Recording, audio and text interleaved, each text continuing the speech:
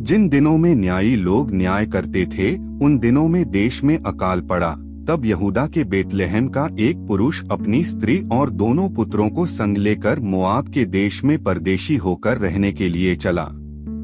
उस पुरुष का नाम एलीमेलेक और उसकी पत्नी का नाम नाओमी और उसके 2 बेटों के नाम महलोन और किल्योन थे। ये एप्राती अर्थात यहूदा के बेतलेहम के रहने वाले थे और मोआब के देश में आकर वहां रहे।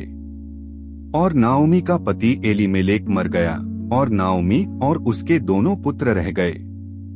और इन्होंने एक एक मोआबिन ब्याह ली। एक स्त्री का नाम ओरपा और दूसरी का नाम रूत था। फिर वे वहां कोई 10 वर्ष रहे। जब महलोन और किल्योन दोनों मर गए तब नाओमी अपने दोनों पुत्रों और पति से रहित हो गई। तब वह मोआब के देश में यह सुनकर कि यहोवा ने अपनी प्रजा के लोगों की सुधि लेके उन्हें भोजन वस्तु दी है, उस देश से अपनी दोनों बहुओं समेत लौट जाने को चली।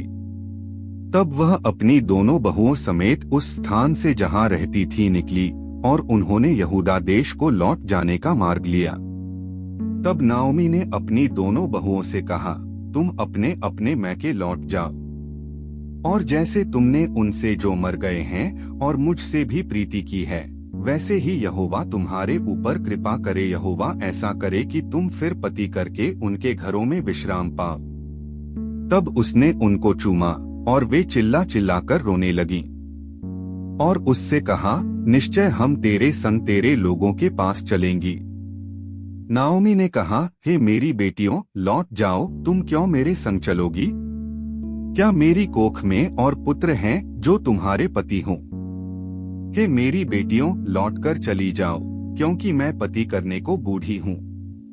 और चाहे मैं कहती भी कि मुझे आशा है और आज की रात मेरे पति होता भी और मेरे पुत्र भी होते, तो भी क्या तुम उनके सयाने होने तक आशा लगाए ठहरी रहती और उनके निमित्त पति करने से रुकी रहती? हे मेरी बेटियों, ऐसा न हो, क्योंकि मेरा दुख तुम्हारे दुख से बहुत बढ़कर है। देखो, यहोवा का हाथ मेरे विरुद्ध उठा है। तब वे फिर से उठीं और ओरपा ने तो अपनी सास को चूमा, परंतु रूत उससे अलग न हुई।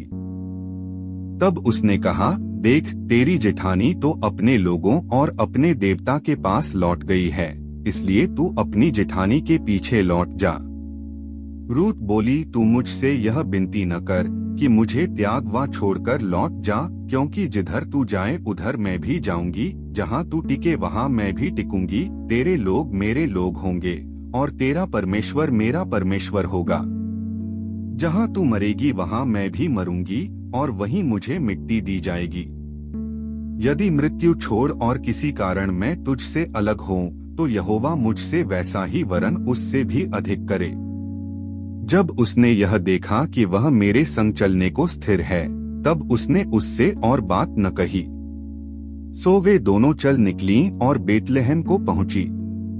और उनके बेतलेहम में पहुंचने पर कुल नगर में उनके कारण धूम मची और स्त्रियां कहने लगी, क्या यह नाओमी है? उसने उनसे कहा, मुझे नाओमी न कहो, मुझे मारा कहो, क्योंकि सर्वशक्तिमान ने मुझको बड़ा दुख दिया है। मैं भरी पूरी चली गई थी, परंतु यहोवा ने मुझे छूछी करके लौटाया है।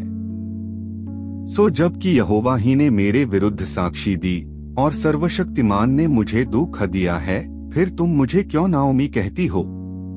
इस प्रकार नाओमी अपनी मोआबिन बहू रूत के साथ लौटी, जो मोआब के देश से आई थी, और वे जौ कटने के आरंभ के समय बेतलेहम में पहुंची।